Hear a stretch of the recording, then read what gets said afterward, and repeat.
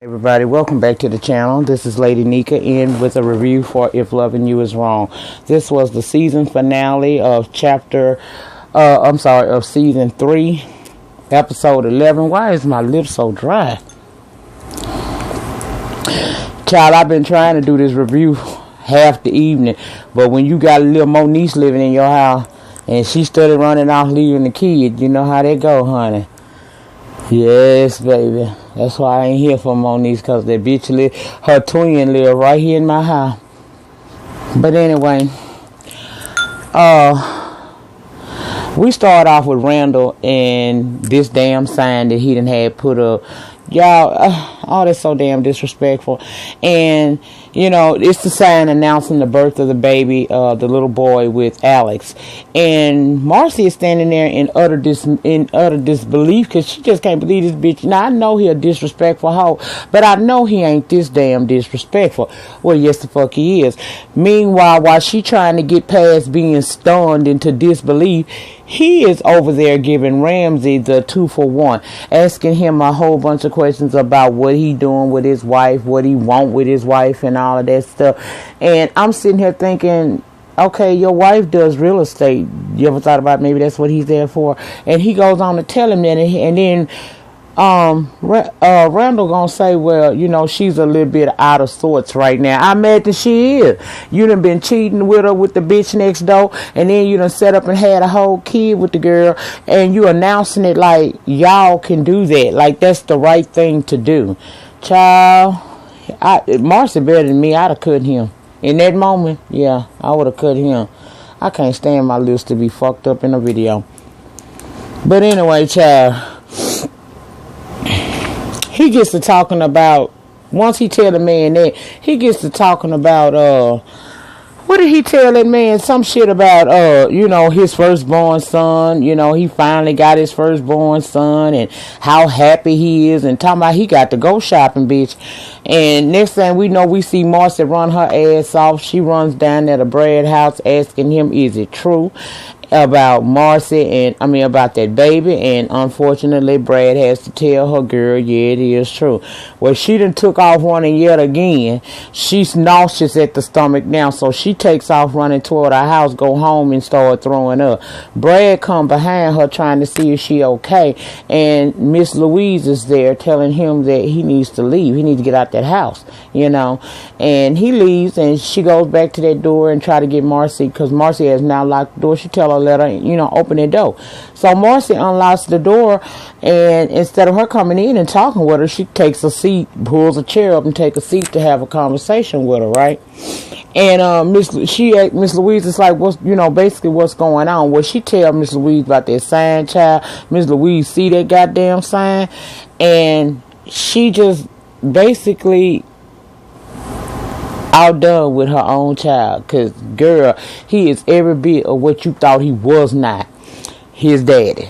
Anyway, child, we find out in that moment that Marcy spent $187,347.92 on trying to conceive, you know, different surgeries and in vitro fertilizations and things of that nature, because she wanted to have a baby with Randall. And we also learn in that moment. Oh, and thank you to Random TV Reviews. Y'all didn't sing my damn song at the beginning of the review, Stanley and Lynette, but I ain't gonna hold that against y'all. I'm equate it to the fact that Lynette had a sinus headache, so that's what I'm gonna do. But thank y'all for the exact amount, because I forgot it, and I had to go back to your review because I knew that you guys probably had clocked that tea. And yeah, she done spent all that money, and Randall, not one time in all of that time did he ever offer to help her pay for any of that. And I'm like, well, wait a minute, girl. You mean to tell me y'all were trying to have a baby, but only you were putting forth the money to try to make it come to fruition? That wasn't a warning sign to you that maybe this ain't where I need to be? Because he wasn't getting, my lips keep getting, I hate these matted lips, child, I hate them. But I'm thinking that was never a warning sign to you that he wasn't acting right, he wasn't gonna act right, that you have to do that shit there? You done spent all your money, because she say she spent all her savings trying to get him the dream that the bitch didn't. Well, did she say the bitch gave him my dream, which is to be pregnant? So you mean tell me you done went broke trying to have a baby for a man who never put a dollar or a dime on it? What makes you think that he wanted to have a baby by you then? If that's the case, Marcy. But I guess when we in love, we want what we want, honey. We can't see past all the bullshit because we so busy seeing only what we want out of that situation. And she telling Miss Louise, she said, Miss Louise, she told us, I done spent all my savings. Now I'm stuck here with no money. Well, child, this is where things took a turn for real for me. Miss Louise told her, I got $14,000 and you can have it because you need to leave here. When your mama give you money, when your mother-in-law give you money to leave her son, that says a whole lot, baby. Well, let's go on over here to Polio Pete with his tight clothes wearing ass. And he down at the precinct waiting on Captain to come back or Lucius. Now, Steven's sitting there telling him, you need to holler at me because, it's a chain of command. You know, but he don't want to do it because he wants to talk to either Lucius or he wants to talk to the captain. Well, the captain comes back and he's like, you breaking protocol. You could have talked to him. Well, he said he should have spoken with Steven, and Pete explaining that it was of a sensitive matter. That's why, he needs to talk to the captain. And he hands him a disc telling him that disc contains who shot Ben. Now, if Captain was on the up and up, Captain probably would have called him into the office, wouldn't you all say? Because at that moment when he continued to talk out in the open where anybody could be ear hustling, and we know Steven ear hustling, but he basically talked out loud on the precinct floor. And Pete saying that it's surveillance footage of showing who shot Ben, and again Captain asking questions like who did it and all of that. Child, and I'm convinced now that old Captain crooked as hell too. Well, he take the disc and ask him, is there any other copies, honey? And he say it ain't. And I'm like, bitch, if it ain't, you stupid than a motherfucker. Okay, let's go down to the projects, because Natalie down there deciding, ooh, y'all, my head is itching. She deciding that she is going to confront Lucius about that $200,000 in his account. And she tells him she forged his damn name on the paperwork for the house, and that's how she found out about his money. She seems to think that he's doing wrong with Eddie, and that's how he getting that money, okay? And before he got in there, Joey was sitting out on them steps still, and we thought he was gone, but he's sitting out there waiting on phone to come back and get him. And he tell Lucius that Natalie put him out, so he go up in there, and this is where he getting confronted by. Now, Natalie feel like she's struggling with bills and other things. Meanwhile, he's sitting on a stack of money, and my thing is this, you don't even want to really make a commitment to this man, and he has done more than enough to try to help you. And he told her he was not doing anything illegal with no Eddie. He said he been saving that money for quite some time, and that's believable. I don't see why that wouldn't be believable. Some people are good at saving their coins. You see that the man lives, he lives within he balls on a budget is what I'm saying. The only little splurges you've ever seen him do is when he's trying to do something nice for Natalie. He leads a pretty simple life. So he could have very well have saved money to that amount. It's possible that you can save money like that, especially if you're making, little investments here and there. Well, child, he tell her that he ain't doing nothing, and she basically, she tell him to get out, basically. She put his ass out because she feeling some kind of way, I guess. But he let her know before he left there, look, I give you my check, one of my paychecks a month, and I take care of my child. Now, Natalie, girl, considering how you trying to be Miss Stronghold over here all the time with him, now ain't nothing wrong with being a stronghold, because y'all know I'm one of the card-carrying members of the Stronghold Coalition.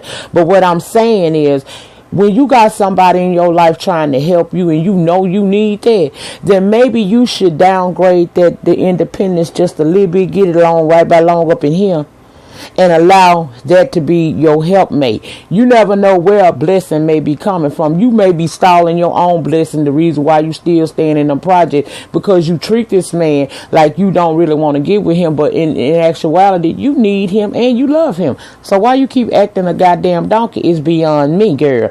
I don't know, honey, but that's her.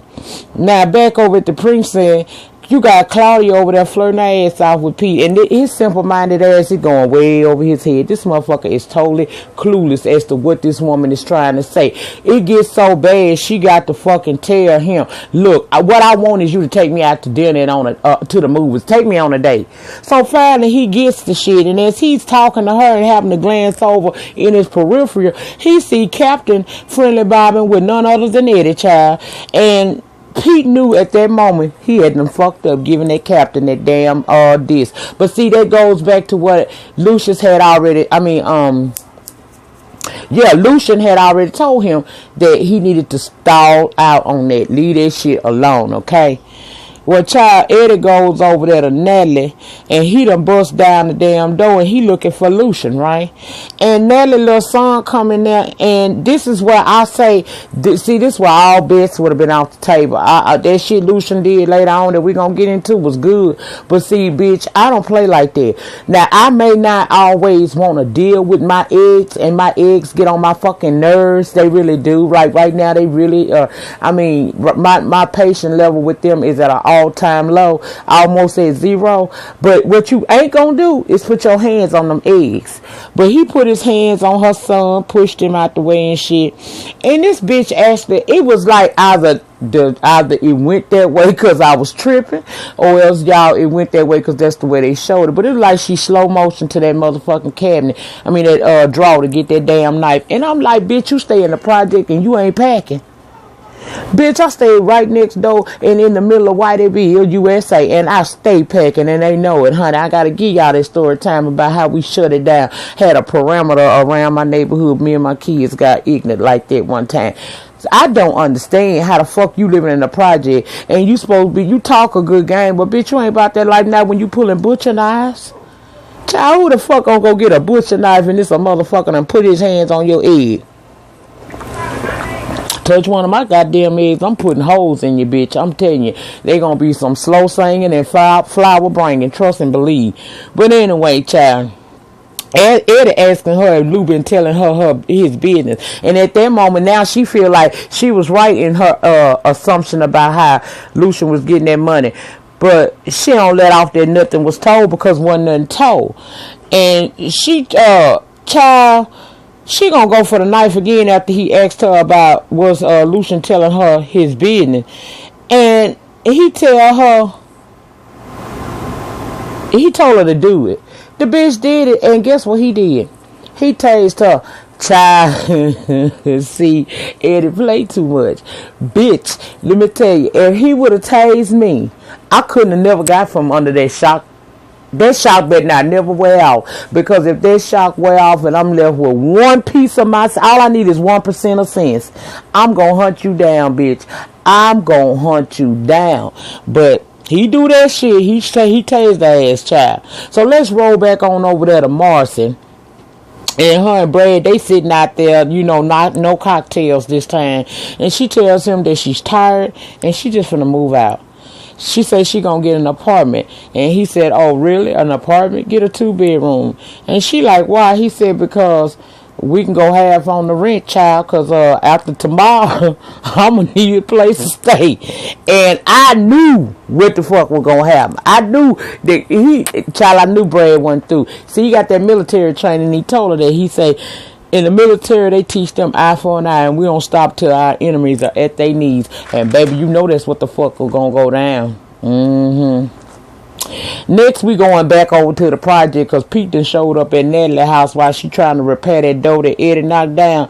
And he scared and the motherfucker asking for Lucian. Well, Natalie say she don't know him. But she explains that, Pete told her he worked with him. And she's saying that he told her he got a disc he wants her to give to Lucian. And she asked why don't he give it to him tomorrow. And he was honest. He said, I don't think I'll make it till tomorrow. Then she said, well, call him And he said, I have been calling him and he ain't been answering the phone. Well, she know that ain't no lie because he ain't answer her neither.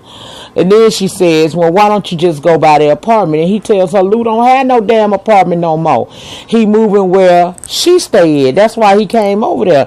And he goes on to show her the moving truck in the parking lot. See, Nelly, you sent your man out. You had an opportunity to have this good man and you ran this man out with that bullshit you have going on, girl. And she feeling super stupid, but she took the disc and said she'll give it to him. And Pete leaves, but he nervous, and he should be, because child, all along Peter's being followed by a black squad car. So, you know, and he don't even know it. Like he wasn't trained to, well, he a rookie. Okay. Well, Alex all at the hospital getting all her makeup and shit together, getting herself back looking like Alex, normal Alex, and not sick in the hospital, just had a baby Alex. And the doctor come in, and she's basically saying, you know, asking her how she's going to get home and stuff. Well, Alex decided she was going to go home by cab. Well, the doctor don't want her to do that. She said, I'll take you home. I got a car seat and everything. Well, she's saying that, here come Brad. He come in ready to take her home, and he being super nice to her. Alex, of course, gets suspicious because why is this motherfucker so nice to me? So she decided that she ain't gonna ride with Brad. She gonna let the doctor take her home. And basically he was like, alright, you know, I guess it didn't really matter because at the end of the day, bitch, you going back to the house any damn way, you know. Well, next day, child, next thing we know, Pete is at work, and child, they telling him that he gonna be doing bicycle duty over down there in the south side. They never send bike cops to the south side because it's said to be so dangerous, okay? Eddie done scrambled the man radio so he can receive incoming calls, but he can't send nothing out. So if he get into a situation on the south side, he ain't gonna be able to call for no form of backup, okay? He done went to Ben and told Ben that there's gonna be a call, let Pete go up and you fall back, and he gonna be ambushed, and when all the bullets are finished being fired, Ben is to come up out of the hiding then. So we know he finna be, you know, ambushed and shit. Well, child, let me see, Lil Franklin, they little boy called Lucian on Natalie's phone to tell him that a man came over there, kicked down the door, and he shocked mommy. He told him he think the man's name is Eddie. And Lucian wants to speak with Natalie on the phone, but the little boy is scared because he know that if he take that phone to his mama, she gonna know he called his dad, and she don't want no problem, you know, he don't want to get in trouble. So Lucian tell him to put it on speakerphone, and he begins to talk, and Natalie hears him, and and he asks, did Eddie come by there? And she, you know, she replies yes. Then he asks, did he tase you? And she gonna say, I'm fine. That ain't what he asked you, bitch. He asked you, did this motherfucker tase you?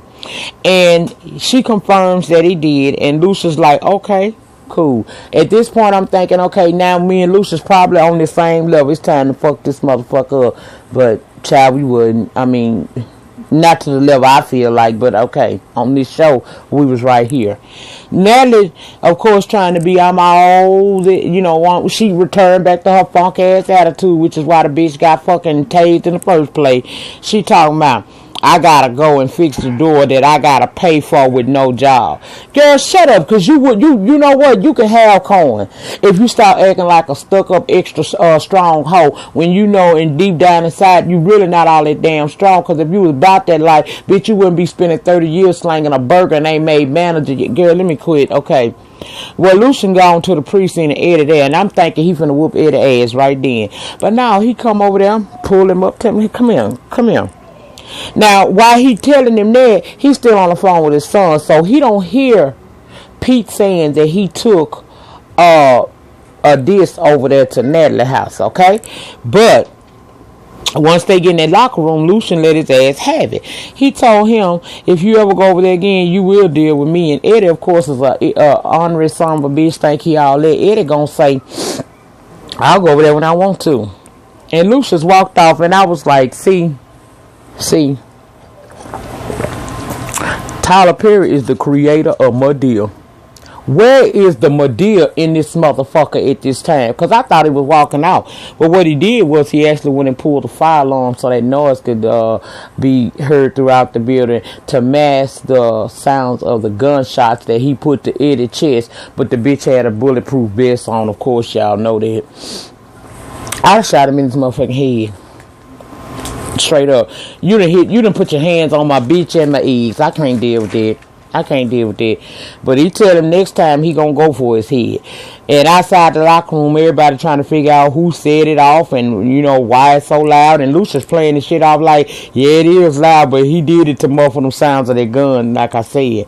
Okay, Lucian asking where Pete is, and Steven say he on bike detail on the south side. And Lucian immediately smell a rat because he know bikes don't go to the south side because that's suicide, and he said it. And Steven said, well, you got to go take that up with the captain. And Lucian looked over there at the captain, and he knew the deal at that point. This is a setup. This boy finna get hurt. So he tell Stevens he needed 30 minutes. Stevens say, I can't give you 30, but I can give you 15. Lucius say, well, I tell you what, I'm gonna take an hour and I'm not gonna be on radio. And he say, why? He say, cause it's personal.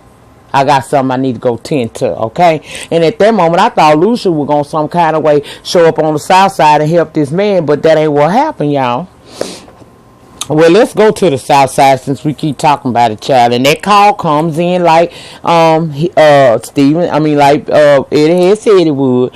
And Ben fell back like he was told to. And Pete head through that courtyard. And when he go to cut that corner, baby, he ambushed by like 4 guys. And they let his ass have it. When I tell you they were shooting everything under the sun at that man, yes, they was. And his little Peter whack ass pistol, pew, pew, pew, against all that child police. Well, he tried to call for a backup and tell them that they got an officer down, but child, y'all know that don't nobody hear because Eddie has fixed his radio to where he can't get outgoing calls. He can only give incoming calls. So nobody know he calling. Child, that right there was enough for me. So now let's go back over to Brad house as he meets the doctor there who is bringing Alex home with the baby, and the doctor asks him do they need any help getting the baby in, and he said no, he got this. But before they go in that house, he showed her that sign that Randall done put up out there announcing the birth of their baby. I know Alex was like, see, I know I fucked up. This nigga just taking it one step too far. Not yet, baby. He ain't nothing like your husband. Because let's go in the house where Mama and Daddy Rusty is sitting up in there. And Daddy Rusty sitting on the couch like he already know something wrong. Mama Alex is saying that Brad got them a rental to come down and see the baby. And they coming to see the baby. And she walks up on that baby talking about, let me see that baby. And bitch, you could tell. She like, and the shit went off. Child, I can't wait. When this shit come back. If anybody know when this come back on, put it down in the comment section, honey. Let me know when this shit coming back on. Let me get on off here, honey, because I need to upload 2 more videos before I call this shit a night. But in the meantime, in between time, please like, comment, subscribe. I'll see you all next time on this same channel. Peace.